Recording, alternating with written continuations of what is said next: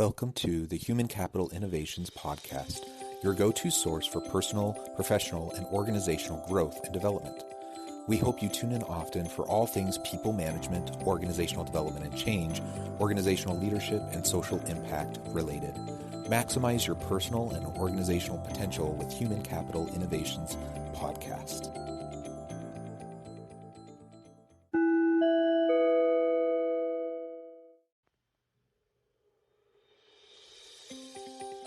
Welcome to the Human Capital Innovations Podcast. In this HCI podcast episode, I talk with Russell Heath about the dangers of leading with fear in the workplace.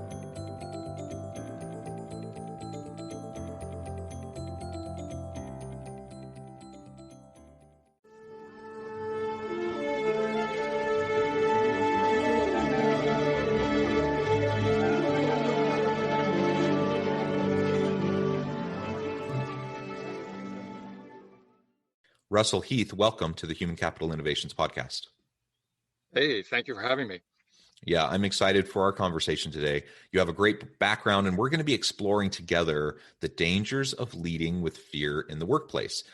Fear plays a big role in the workplace, unfortunately. So we're going to talk about how to overcome fear and how to lead without fear. I know some leaders really do lean on fear tactics quite a bit, but that can cause a lot of problems within a team dynamic and within an organization if you're trying to drive effectiveness and overall innovation and creativity. As we get started, I wanted to share Russell's bio with everybody. Russell Heath came to leadership coaching after many years leading environmental organizations, mission-driven coalitions, and political campaigns in Alaska. In those efforts, it became clear to him that the essential element in the success or failure of any campaign or project was the quality of its leadership. And that leadership was more a function of character and being than it was of skills and techniques. In service to his own leadership, he moved to New York City and entered a rigorous leadership coaching program. Transformed by that experience, he decided to become a coach himself. He's a graduate of Accomplishment Coaching, one of the nation's premier coaching schools, and has been a coaching professional since 2012. He coaches leaders in both for-profit corporations and nonprofit organizations and high-performing professionals committed to making things happen in the world, their organizations, or their lives. He also works with entrepreneurs who are committed to building their businesses. In addition to his nonprofit work, his professional background includes many years as an IT project manager and systems analyst. He has written 2 novels, lived in Italy and Australia, traveled twice around the world, once overland and once alone by sail. He dances, tango and swing, sings, thrives on serious backcountry expeditions. And when he left Alaska in 2010, he bicycled to Mexico via the Continental Divide. His next trip is to row around Newfoundland, and his next project is to write a book about sailing around the world. What a tremendous background. It's a true pleasure to meet you and have a chance to talk with you and see how you weave in all of your life's experiences and all these different facets into our discussion today. Before we launch into that conversation, anything else you would like to share with listeners by way of your personal background or context? Well, I'll just say that fear was a large part of it. If we're going to talk about fear today, I don't think it's something that human beings avoid unless they don't push themselves. So whatever it is in life where you're pushing, you're coming up against your kind of outer boundaries, you're going to experience fear. And the question really becomes is, how do you manage that? Who are you being in the face of your own fear? And I hope we dig into that more deeply, but I just want to make it clear on all those things that you mentioned, fear was a major component. Yeah. Well, I love that. And I think we all need to be looking for ways to stretch and to grow and to get outside of our comfort zone. And that always means there's going to be some fear involved. And like you said, the question isn't whether there will be fear. Of course there will be fear. We're wired to have the fight or flight response. So the question is, how do we cope with the fear? How do we respond to the fear and interact with that, that initial emotion that we feel? We can't choose that initial emotion, but we can choose how we respond to it afterwards. And so I think that's a really great lesson that we all need to repeatedly learn and relearn. As we launch into this, let's frame this now in terms of fear in the workplace. How does fear impact the workplace? And clearly, it feeds into every aspect of our lives. But I think so many individuals are so driven by fear. They're paralyzed often by fear. What role does that play? And then we can start talking about how we might try to overcome that. Yeah, so that's not a simple question. There's 1,000 different things that I could say in response to it. Let me see how I can organize it in a way, because there are two things. One is fear is going to be present anytime you're challenging yourself. So in a way, in a small way, the fear is indicative that you're being challenged. All right. Now the question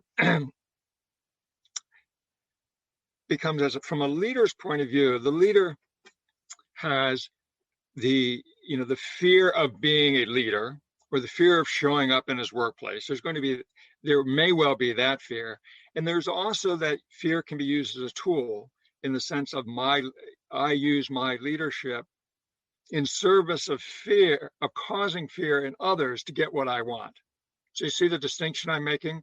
And I would Yeah. say that, as a leader, get to know, acknowledge, and distinguish fears that you may have. And fear may be that your employees don't respect you, or maybe you're going down the wrong road, or that you don't know what you're doing. You're stepping off a cliff here. So there are those kind of fears.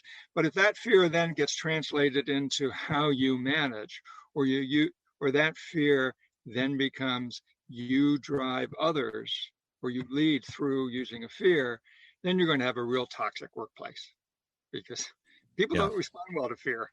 One, they'll leave. Two, they won't be creative. They won't take risks because they're afraid of how your response is going to be. And the organization is going to be dead. Yeah, yeah. And to your point, I think imposter syndrome is very common. That's a common fear that leaders have.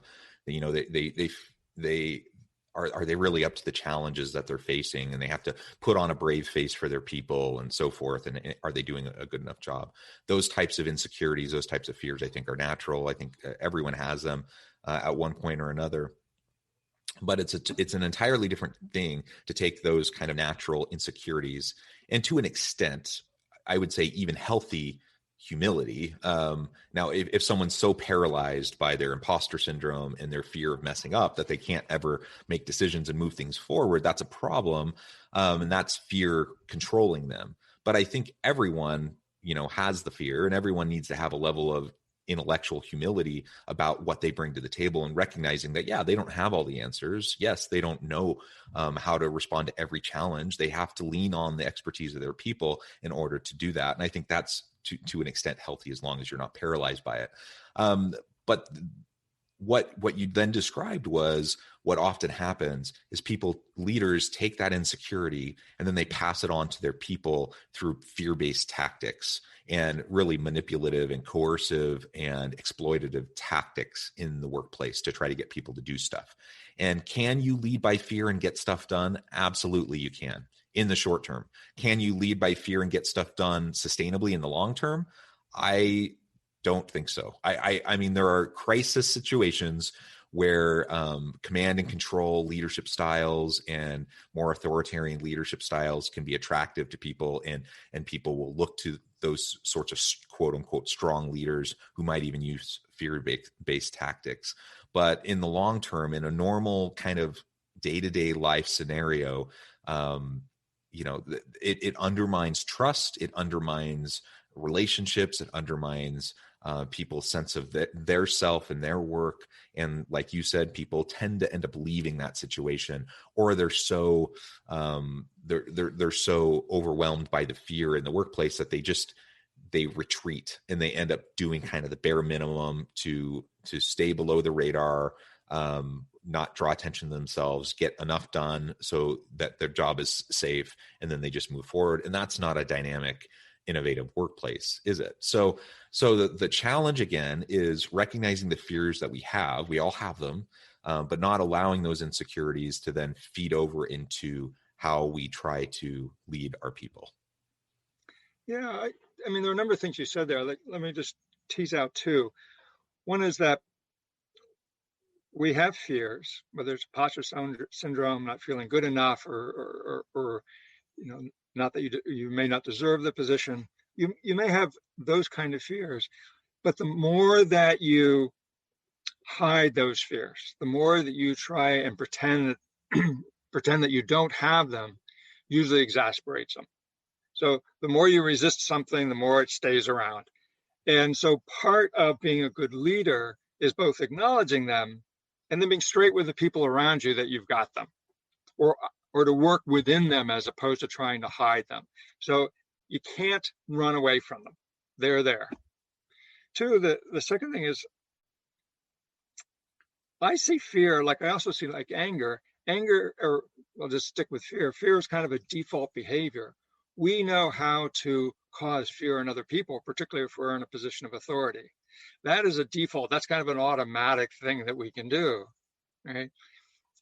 So when I see a leader acting or causing fear in his direct reports, right, I'm saying, right, that person's not being skillful. That person does not have either the behaviors or the skills with which to actually engage somebody towards a common goal or a common end, in your company.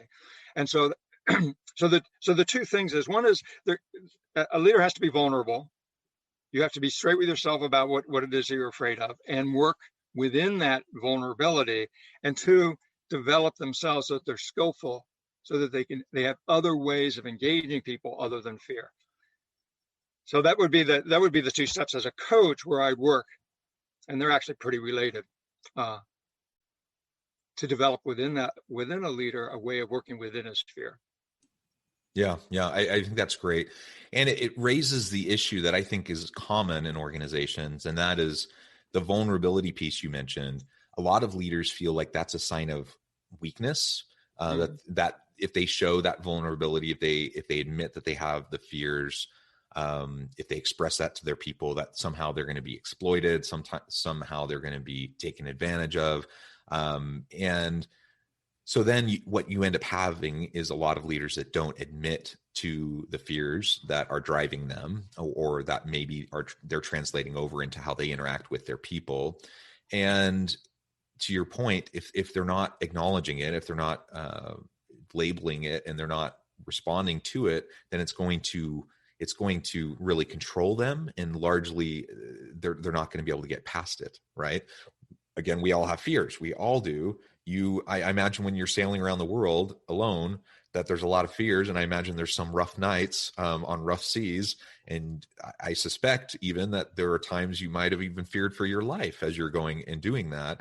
But when you have the techniques, and you have the coping skills, and you have the people you can lean on, you can be vulnerable, you can then name it, acknowledge it, and then you can start to move on from it and not allow it to control you. And unfortunately, so many senior leaders and executive leaders, they do just that. They won't acknowledge it, and then it does largely control them. And then inevitably it ends up bleeding into their leadership style and how they end up interacting with other people, which isn't sustainable. It's not healthy. It becomes toxic. There's no trust, so on and so forth.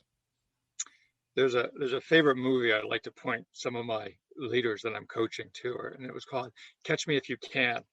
And, it was about a con man, and he wasn't a small time con man. He pretended he was a doctor when he had no medical training. He pretended he was a pilot when he had no aviation training, right?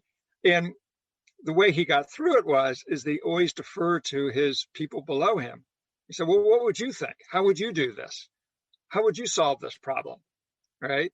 And, when reporters, and this is a true story, the movie was based on a true story. And when some journalists went back and talked to the people that were working for this con man, they said, oh, he was our best boss, because he didn't have to come from a position of, I have to know, I have to be right.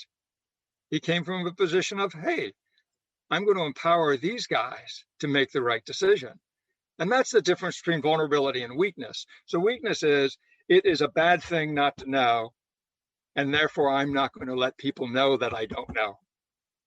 Vulnerability is, I don't really know this, but let's see what the rest of the crew thinks and see if we can solve it together.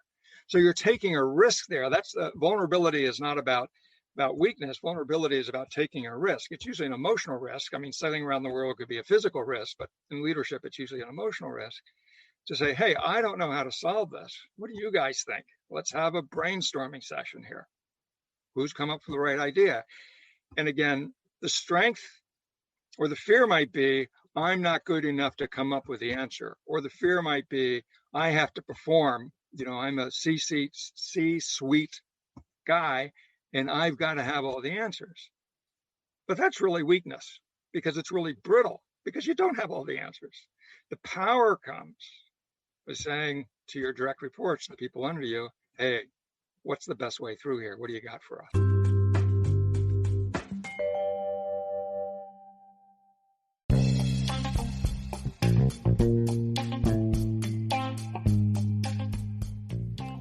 I'm excited to announce the publication of my new book from HCI Press, The Alchemy of Truly Remarkable Leadership: Ordinary, Everyday Actions that Produce Extraordinary Results. Consider how the nature of work has shifted over the past 50 years. With increased globalization, rapid technological advancement, and the shift in economic composition, the average job of today looks very different than the average job of 50 years ago. What will the jobs and organizations of tomorrow look like? Moreover, what does this all mean for organizational leaders? What are the core competencies and capabilities of organizations and their leadership that are prepared for continued disruption and geopolitical and socioeconomic shifts? Regardless of what the future holds, increasingly, leaders need to be socially minded, data-driven, decisive, champions of talent, and disruptors of the traditional notions of leadership, teams, organizations, and work. The Alchemy of Truly Remarkable Leadership will help you to explore your own leadership competencies and capabilities and consider ways to apply and implement them into your workplace and personal life.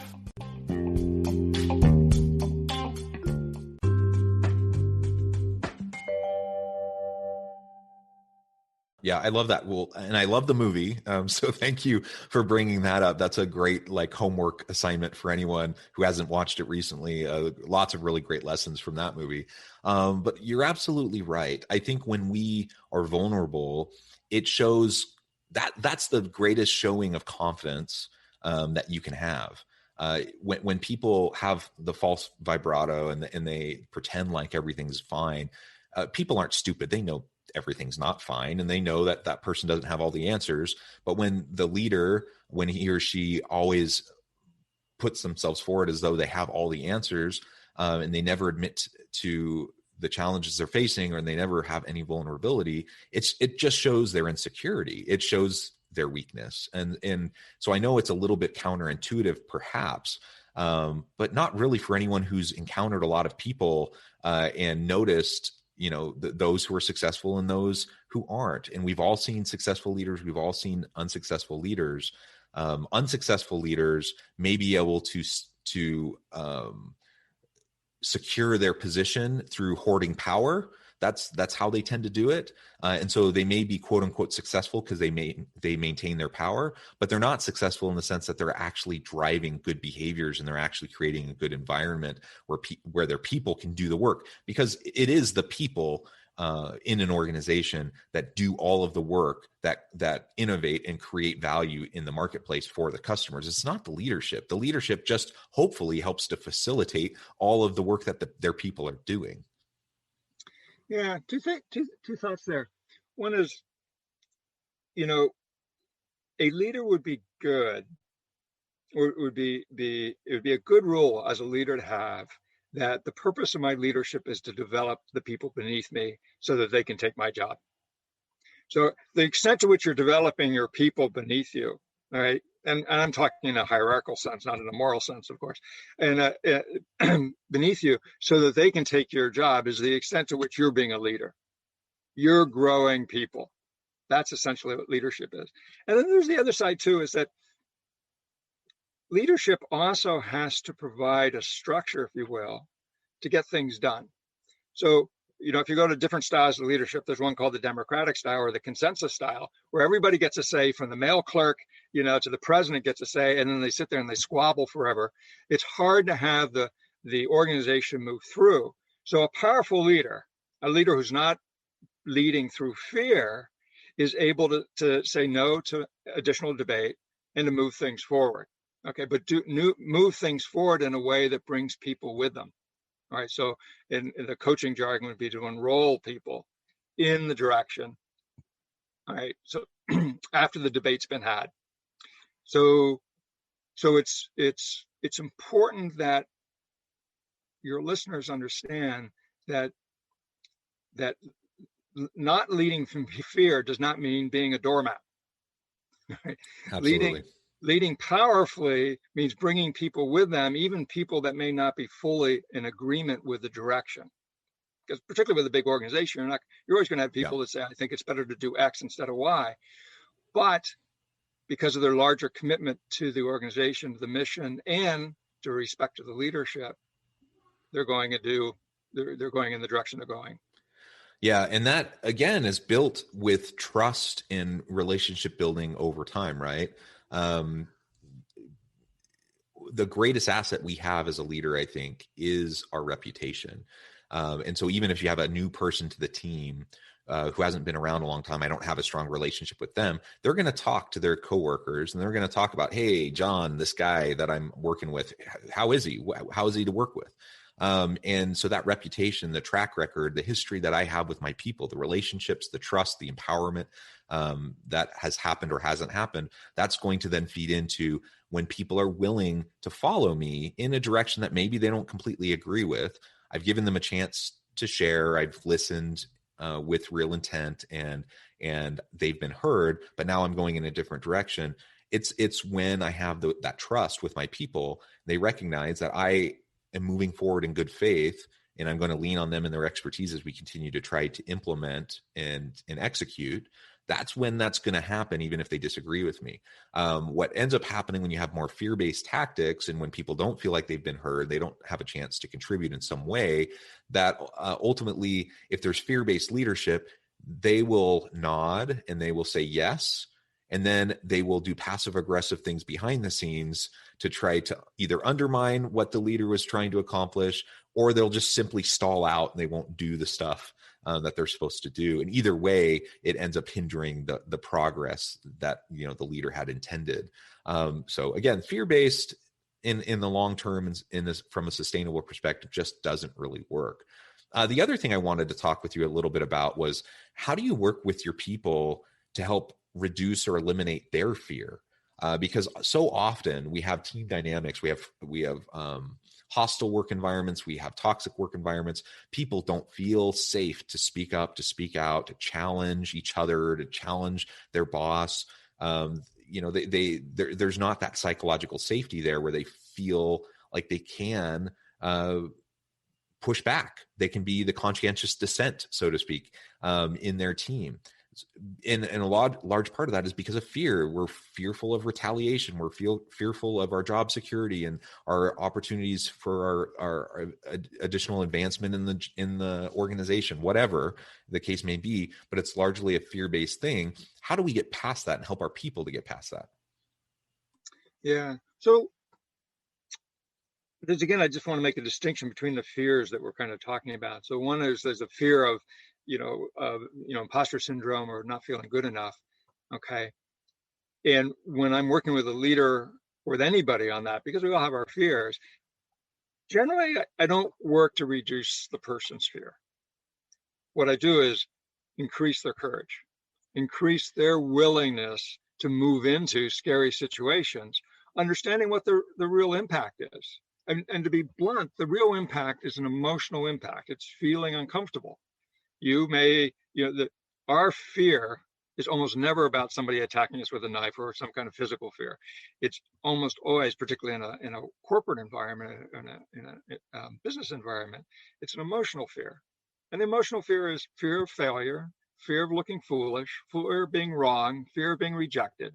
Those are the fears that we fear. And the question I'll ask a boss or a leader is it more important for you to fulfill on the organization's mission, or is it to protect yourself from feeling rejected or failing, the feeling of failing?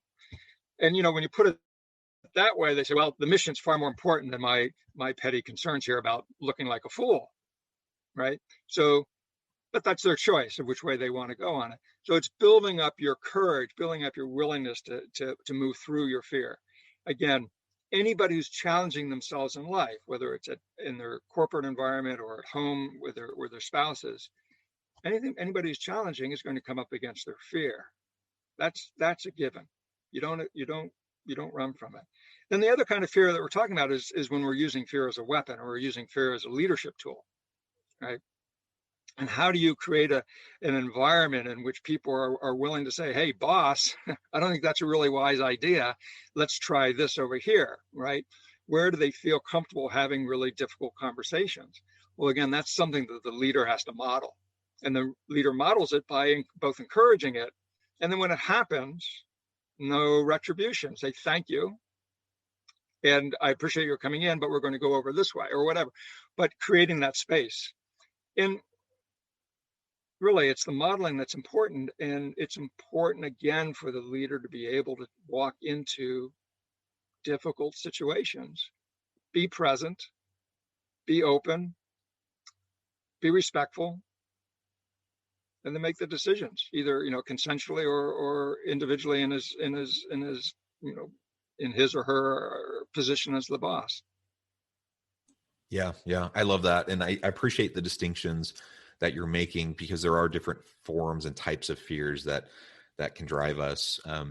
Ultimately, I think the bottom line is we can utilize fear as a healthy motivator to an extent, if we're willing to be courageous and face those fears, and take it as a personal challenge, for example. And I imagine this was probably something that at least partially motivated you in sailing around the world by yourself. Like, there are certain things. I have a fear of heights. It's a physical and emotional fear of heights that I have. I know logically in my brain, if I'm harnessed into something, that I'm perfectly safe, but it doesn't matter once you put me up high. I'll still have that physiological reaction and that emotional reaction. But when I face the fear, when I'm willing to step out and be a little bit courageous, then I can start to learn how to manage that fear, and I can actually learn to bypass it to a certain extent. Now, I'll probably always be scared of heights. And that's just a silly example, but we all have our fears that we may never be fully able to get past. We don't need to be able to get past them. We just need to be able to acknowledge them. We need to be able to cope with them. And then we need to be able to leverage them and turn them into courage-based drive towards action. And if we can also just remember, as leaders, to try to avoid fear-based tactics, because they aren't sustainable. We will undermine our perceived power, authority, and influence if we're using fear-based tactics with our people. So if we can try to avoid that whenever possible, and try to reassure people and model, like you said, through our behaviors, through our actions, our words, how to create a psychologically safe environment for people to be able to challenge and push back and speak up. All of that then can create a more dynamic environment, the type that will lead to greater creativity and innovation for our people, our teams, our organizations. Well, Russell, it has been a real pleasure talking with you today. I imagine we could go on and on and on, but I do notice our time is running short. I did want to give you a chance before we close to share with listeners how they can get in touch with you, find out more about your work, and then give us the final word on the topic for today. All right. So you can find me, Google Russell Heath coaching, and I should pop right up, depending on what algorithm coaching Google's using that day. But my website is russellheath.net, N-E-T. You can find me there, contact me. Anybody coming bearing your name, Jonathan, all right, I'll give them a 10% off in the first month if they hire me. So all you leaders out there who really want to up your game, give me a ring. And then here's the last word today, and that is that, and this is really introducing a new topic, but it's a key one, is that often we use fear through a lens of victimhood. Somebody is doing something to me, and I don't care whether you're a white male at the pinnacle of your profession, president of something. I can guarantee you that person often looks through a lens of victimhood. Somebody is doing something to me. All you have to do is listen to the Koch brothers. They feel like they're victims of environmentalists and socialists and whatnot, right? That sense of victimhood gives people permission. This is human, right? Gives people permission to use fear-based tactics on other people. It gives us permission to do what we think is being done to us. We pass on the pain. And so what I would encourage people to do is notice when they're being looking at the world through a victim lens. I don't want to get too complex here. And a victim lens is somebody's doing something to me. It could be your neighbor. It could be somebody of a different race. It could be God, whomever. But if you're looking through the world through the lens of somebody's doing something to me, be very careful, because your response is almost always going to be fear-based. I really like that. Thank you, Russell. It has been a real pleasure. I encourage listeners to reach out, to get connected with Russell, find out more about what he and his organization can do for you. And as always, I hope everyone can stay healthy and safe, that you can find meaning and purpose at work each and every day. And I hope you all have a great week.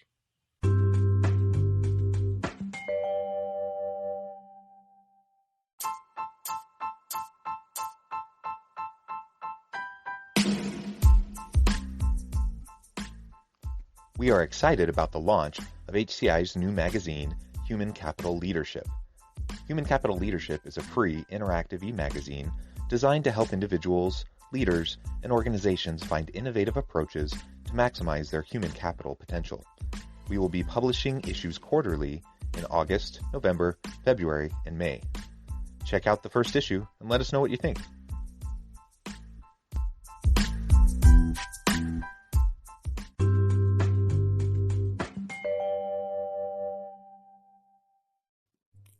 Thanks again for joining us for this episode of the Human Capital Innovations Podcast. I hope you stay healthy and safe and that you have a great week.